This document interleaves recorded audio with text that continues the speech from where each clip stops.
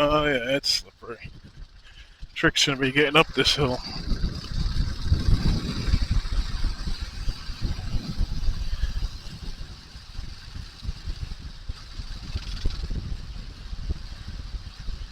All right.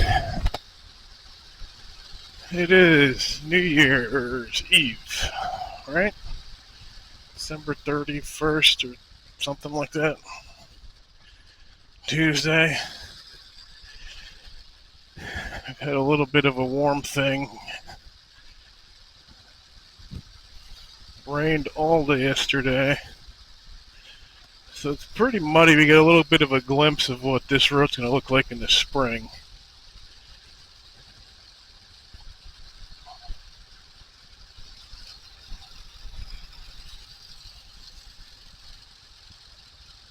It's really not too bad. Getting up, I just came back in the 4x4, and it's shimmies a bit, so I don't know how this is going to work out.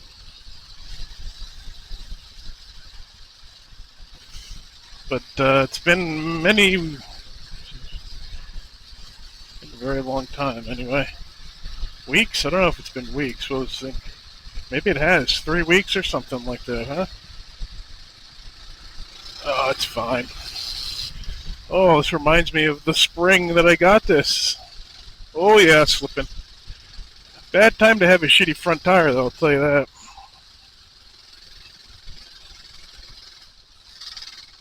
It's going to be hard to keep a good line with this pretty worn front tire.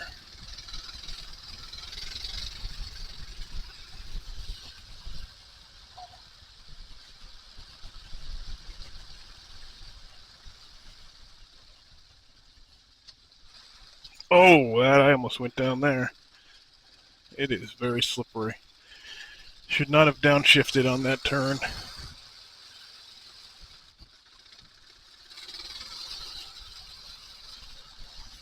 You can see it's kind of shiny.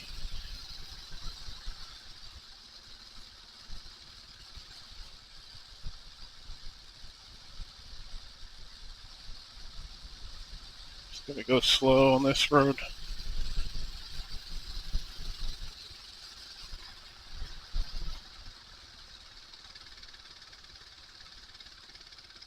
Very slippery. The mud's the worst here. Worse than the snow.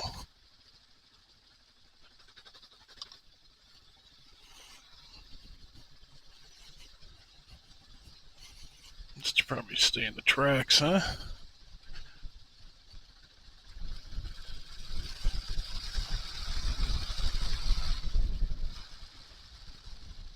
I've got spectators here. It gets kind of dry here.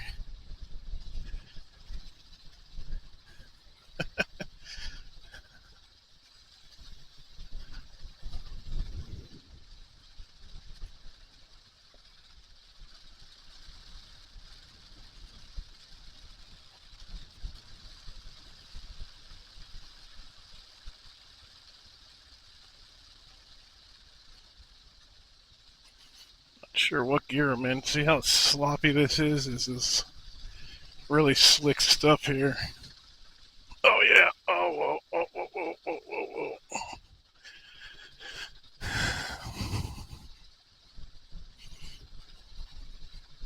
So coming up will be fun. Needless to say. Of course, as soon as I'm ready to go, I'm like all suited up and obviously nervous. Oil guy comes. Beep, beep, beep down the driveway.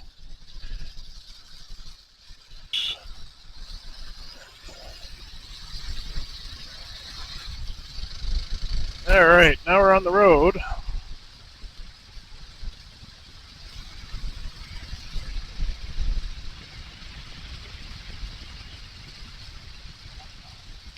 I guess that's the one benefit of having a paved road, right?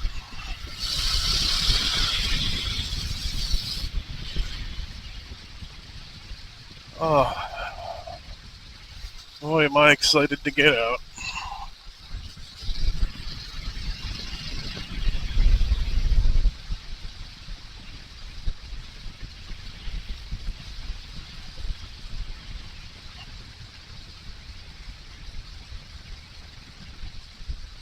It's about mid-30s.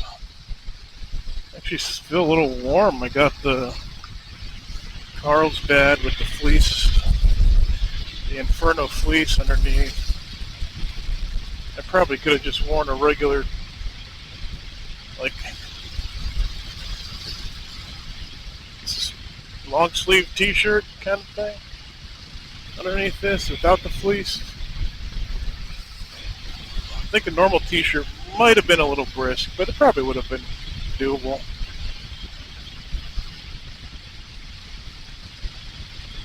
Got a Massachusetts plate over here.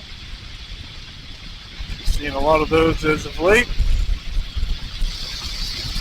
For the holidays, I decided to go pick up some things early this morning at the grocery store.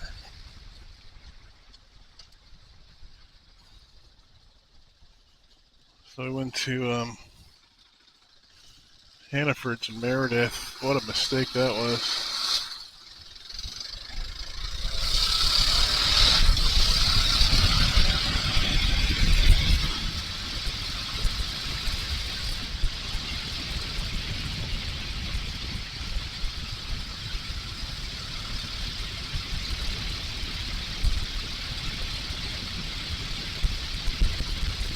This reminds me of the first ride I took on this.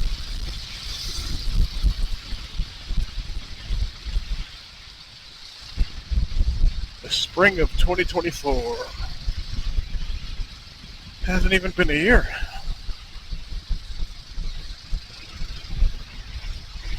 It's funny, I'm less nervous to get home now than I was on that icy day. And that's funny because I should be more nervous because this mud is a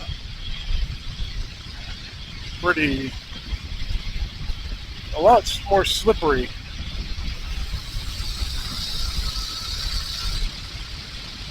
But I'm just happy to ride, I guess.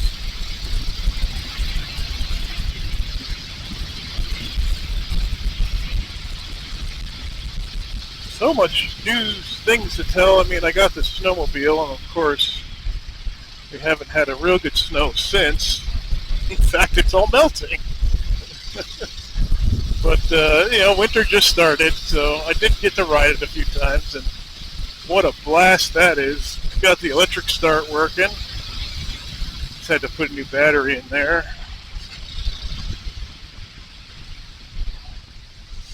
I had another mass plate. Had the pleasure of putting the battery acid in myself. I haven't done that since a long time ago.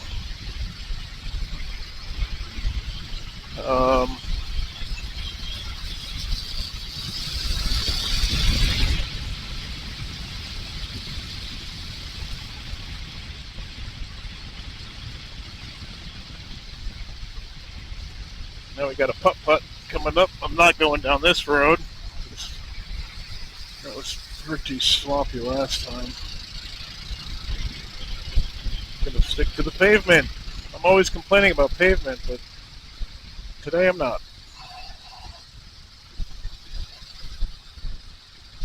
I think a new front tire would be a much better experience in the mud.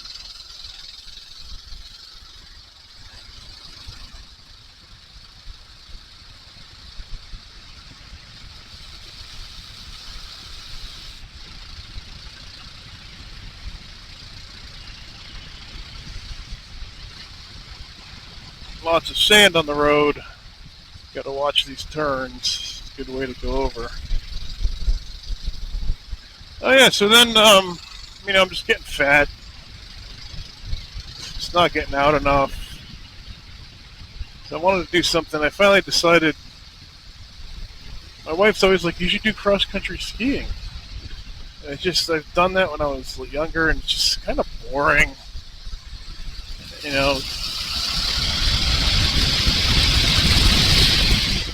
So I was just like, eh. But I discovered something called. The other thing with skiing, because like downhill skiing, I never did that. I dabbled in it, but I was a snowboarder back in the day. But downhill skiing would be great, but the whole like having to get a pass to go to like a hill. It's just nah. I want something they can do on my property, you know. So I discovered backcountry skiing. I don't even remember how I came across that, but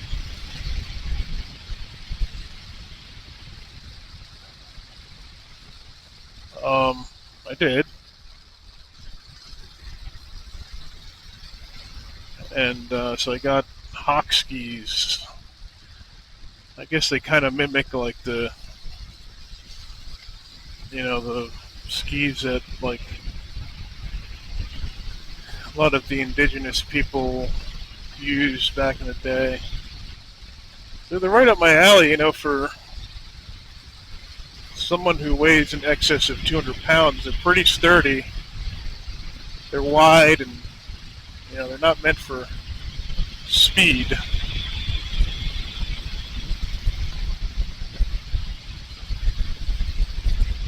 I don't know where I'm gonna go. So yeah, I got to try out the skis a little bit. Pretty cool. It's amazing because I picked up also a few pairs of regular cross country skis, and I got them for like $10 a piece.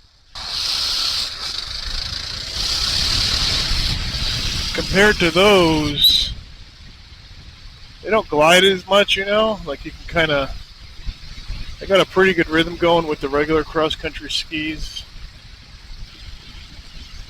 And kind of all came back to me from when I was a kid. Of course, back then I had the cross country skis with like the spring on the heel. Anyway, so then we went to the school. The kids went sledding, and my wife and I tried out the skis. What's amazing about the hawk skis is the ability to climb up a hill without having to sidestep or pigeon toe or anything like that. Like you can pretty much straight up climb because they have this sort of skin on the bottom that mimics the pelts that the native peoples use on the bottom of their skis so they can traverse the rough terrain that they use them on. But it's more of like that material that they have on like a lint brush, or it's smooth in one direction and rough in the other direction. And it works amazingly well. To just, like I said, straight up climb. You can just climb right up a hill. Not like a super steep hill.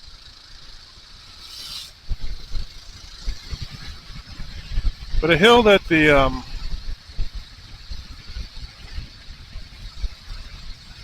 regular cross-country skis you'd not be able to do that with. I tried. They just starts slipping backwards. Anyway, it was fun. They're cool, but again, now I got all this stuff to play in the snow with, and the snow's all melting, and the conditions have been too shitty to ride the bike, because before yesterday the hill was pretty much ice, and I still haven't gotten studs. I'm still kind of on the fence about that. If I should just wait out the winter and come out on days like this.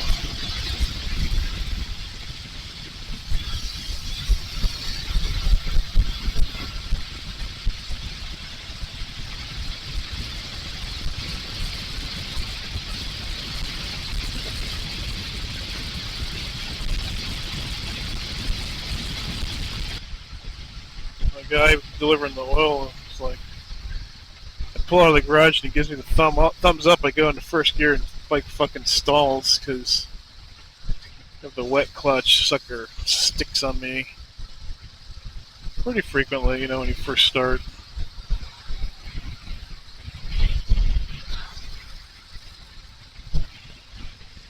So he like looks the other way. I'm like, oops.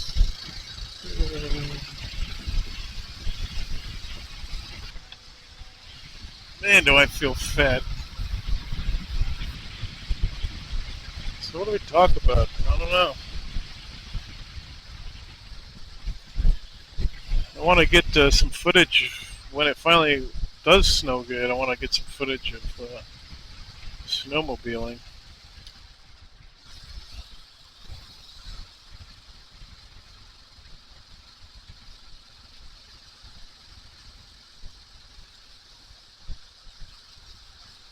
Well, I like that.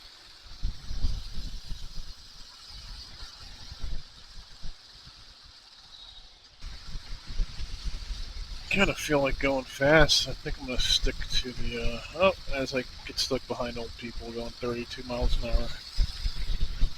Never mind. Forgot where I was.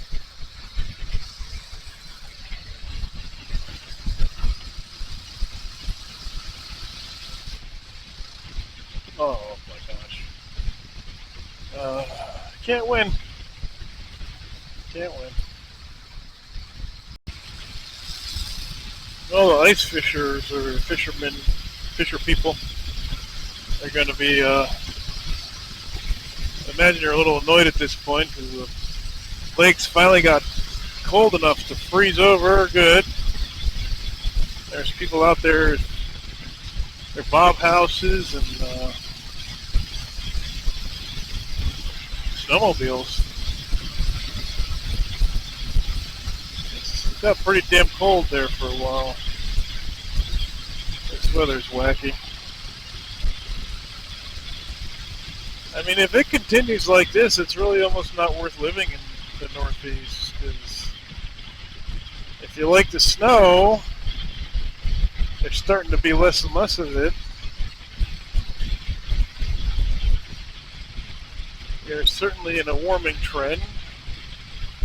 Not to say that it's a global catastrophe, but we are certainly in a warming trend, as does happen once in a while throughout history.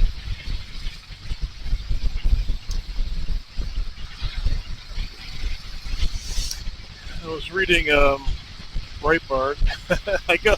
You know what the best part of Breitbart is the comments section. Sometimes you learn some stuff there, and it's always entertaining regardless. And there was some guy talking about how Ford was right to invest in EVs, and in 10 years, any company that didn't invest in EVs is gonna pretty much, gonna have to close down. What a bunch of BS, man. I said, yeah, I got some wind turbines I'd like to sell you. What a joke.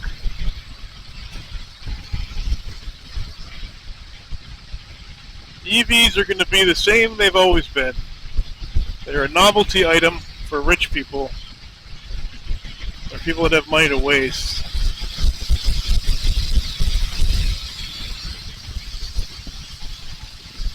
And I said to him, EVs are not even close to being viable without the enormous offset of fossil fuels. You need fossil fuels to mine all the ingredients. It's fantasy land. The whole thing's going to crash.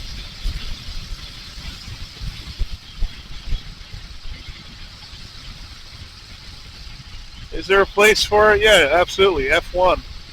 And people that have the money to blow. Because it's really sort of a luxury item. It's by no means sustainable. You know, and then it's what's going to happen when instead of just junkers that you could bleed of oil and gas and reuse that in other vehicles, but they all end up, all these EVs end up in a scrapyard. What are you going to do with those batteries? Is there a way to recycle them?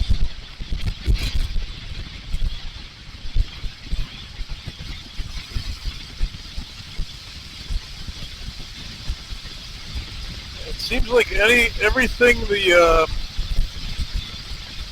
green people come up with as a solution always just adds to the problem.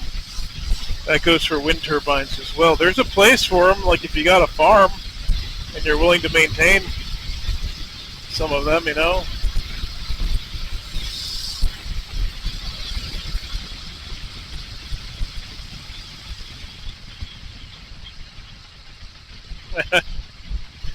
I saw a guy with a wind turbine in his yard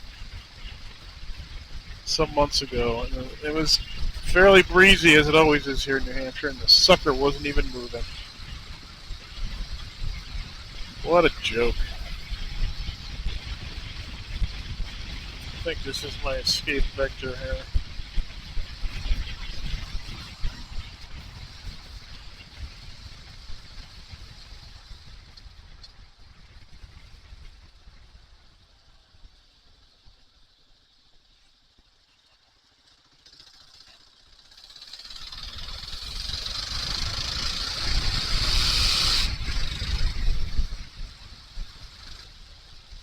Had left. There was people golfing today.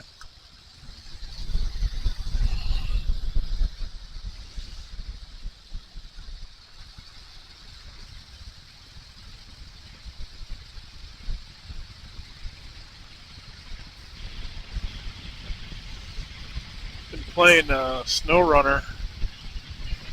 Very enjoyable game. My son loves MudRunner. I can't get into that. It's too bare bone, I think. I don't know. It just doesn't hold my interest. It seems almost like a tech demo. But I got him Expeditions for Christmas. That's really fun. He's got this thing, like, he doesn't. I bought him a copy for the PS5, and I got a copy for the Switch so we could play together. But we did one mission. He did pretty good, but he just doesn't like playing games with me. I don't know why. I don't know if it's like sometimes I can be impatient. I try not to. I really, really do. Try to keep it fun and encouraging, and I do for the most part. But then like he'll get careless and like flip the rescue truck over, and it's like no. I don't mean, like, I think he could just sense it because I'm not outwardly like, oh no, why did you do that? I think he just like sees the frustration in my face, like, okay, well, we can fix it, or he's just embarrassed about it. I don't know, but he just doesn't like to play games with me. I don't know why. Started with Farm Sim, and I got frustrated with that because he didn't want to do any farming. He just wanted to drive around and like goof off in the vehicles, which I did for a little bit. I'm like, okay, let's do some farming. Nah. No go.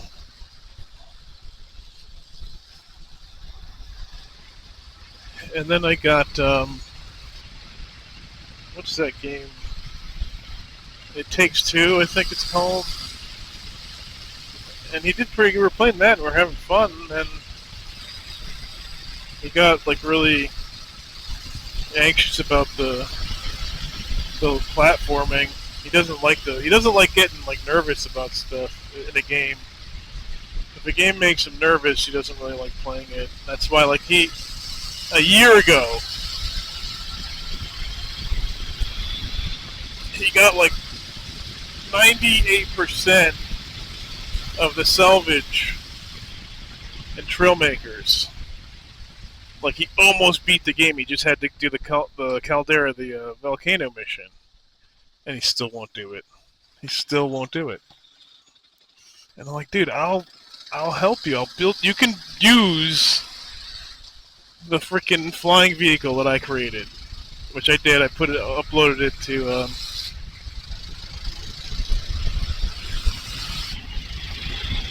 the workshop there, whatever they call it. And he can fly it. He does amazingly well with it. And so I had him practice on volatile salvage that was around that wasn't in the volcano, and he did it, and he can do it, but he just doesn't. He's so scared to go in that volcano, so he just won't. He could have beat that when he was 4 years old, and he just won't do it. So whatever.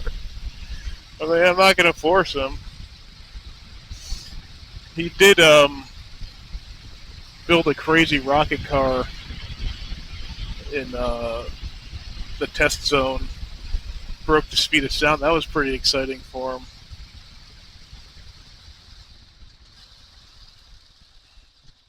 He had to beat my rocket car, which did not even come close to the speed of sound. But I tried to make like a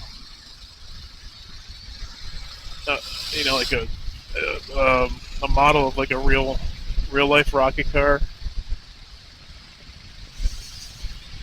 But he figured out if you just stack Dragon engines one by one. It was actually funny. One night he was going to bed and he goes, "Dad, I want to tell you something." I'm like, "What?" He goes, "Tomorrow I'm gonna make the rocket car even longer." He figured out that if you go lengthwise, you have almost no drag. And drag plays a big part in that game, probably more than it should, because there's engines that are far more powerful, taking into account the power to weight ratio. There's engines that are far more powerful than the Dragon engine, but the Dragon engine's so small that there's no drag. And he figured out if you just stack them one by one behind each other, not on top, but behind one another, that's how you get the most speed. So he just made this ridiculously long, rocket car, and it worked. And I think he hit like 4,000 K. It was like crazy. And then he smashes into the dead end there, the invisible wall. So that beat my rocket car by a long shot. That was his goal. Yeah, so anyway, he doesn't want to play games with me. Maybe, I don't know. Maybe he gets nervous or something.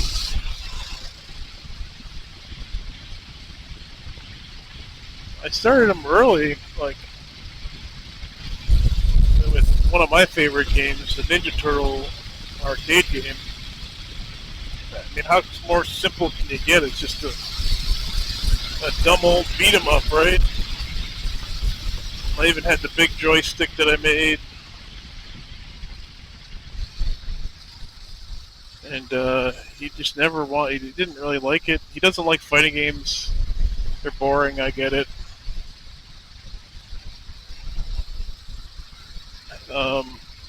So that started then. He didn't like that. We played Yoshi for a while together. He liked that. The one for the Switch. Something Yoshi's like made up world or some crafted world or something like that. He had fun with that, especially the capsule prizes.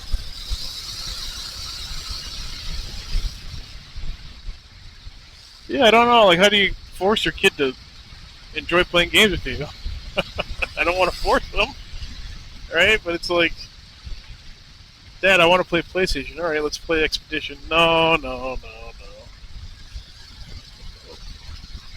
I want to play Mud Runner. He likes those games that he knows that don't have multiplayer. Well, I think Mud Runner does, but it's only on the same platform. At least on Steam, right? I think? I'm not sure. I know it's definitely not cross-platform.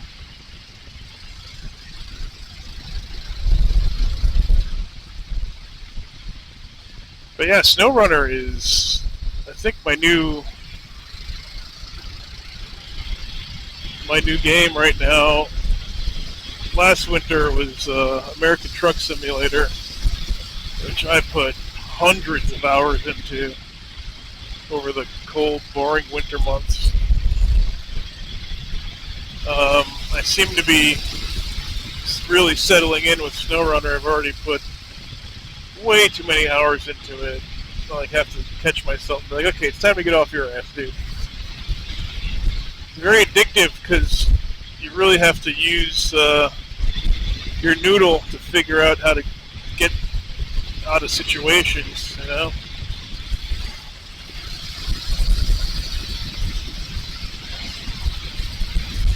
And I made you start out with your scout truck's Chevy CK1500, which reminds me a lot of my ZR2.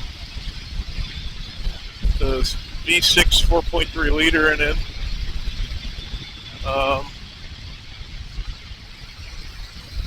Which I love, and I have to fix the four-wheel drive on it. I think the vacuum hoses are the originals.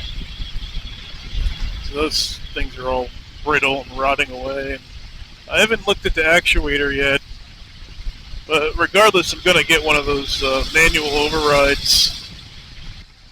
Been looking for a good video to show how it's done, because there's a few different products. I just want the one that bypasses the stupid actuator and, you know, it's fail-safe. What a joke. I don't know why they designed them with that stupid vacuum system. They always fail. I don't know why they got rid of the old manual style. Now everyone just mods them out with the manual style.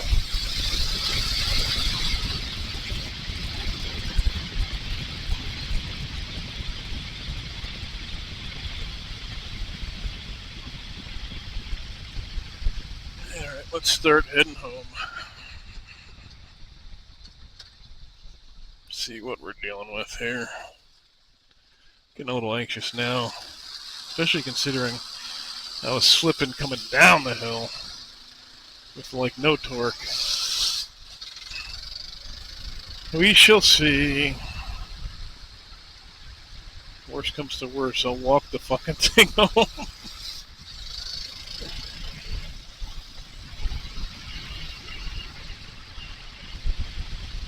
This part of the road's always pretty crap though. Yeah, the sand is right on the fucking turns. What the hell? I feel like I should really take advantage of this day, but I don't want to be gone all day. I was gone all morning.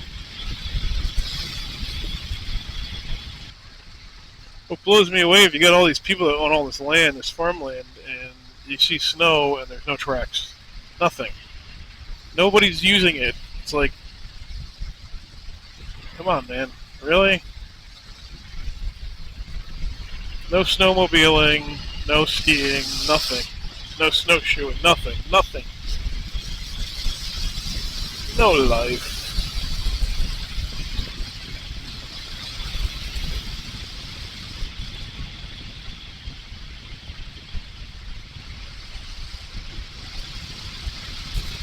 That reminds me, I still have to do a turkey compilation. I forgot about that. And a gear review. What's a boring KLR channel without another gear review?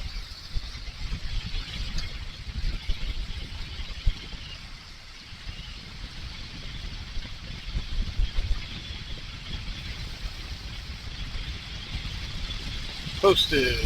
No hunting. Look at all that land. It used to be that they when you post, they would dissuade people from posting their land because they'd have to pay taxes on it.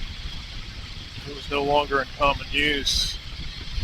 But the types of people that own all that land now could not care less about taxes. They want more taxes.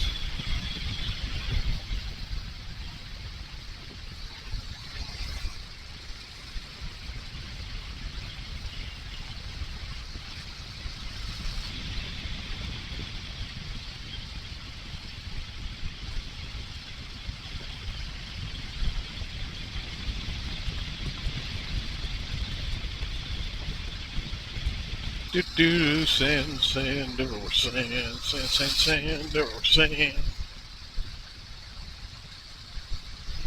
And salt. Sand and, who's this? This will give me a good idea of what to expect come spring mud season. How much longer I really have before I get to really ride. Look at all this silt. It's all like silt. Oh gosh, it's wobbly as fuck.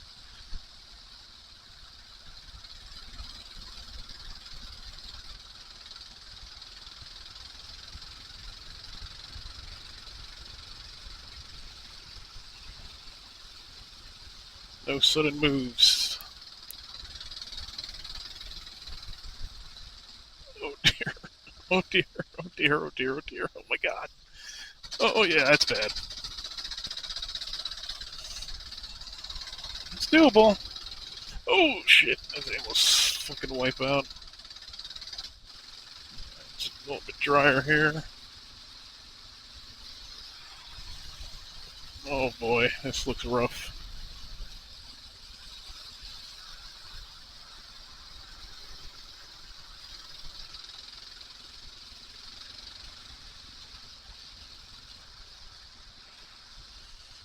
Alright. Oh, it gets even worse. Just let it cruise.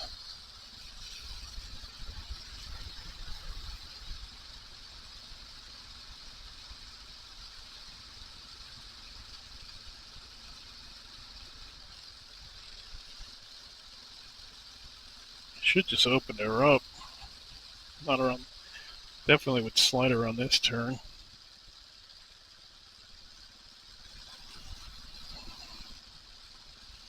Probably not really riding it right, but I'm just being super careful. Oh yeah, oh my gosh. I wonder if it feels worse than it is. Kind of like gravel. I think that's the sloppiest part.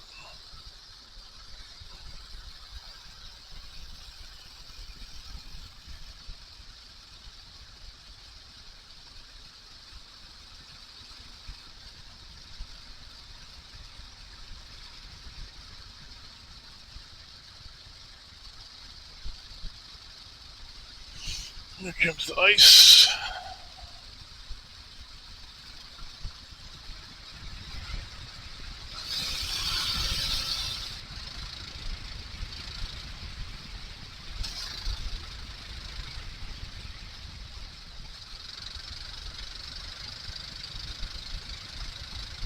Yeah, front tire would definitely help. Oh gosh, skating everywhere. It's the big hill. If I can just stay in these ruts. Here comes the hard part, right around this. Oh, almost went over there. At least I feel like it. I don't know if I actually would. If I just kind of stay limber. There we go. That's it. That was the hard part.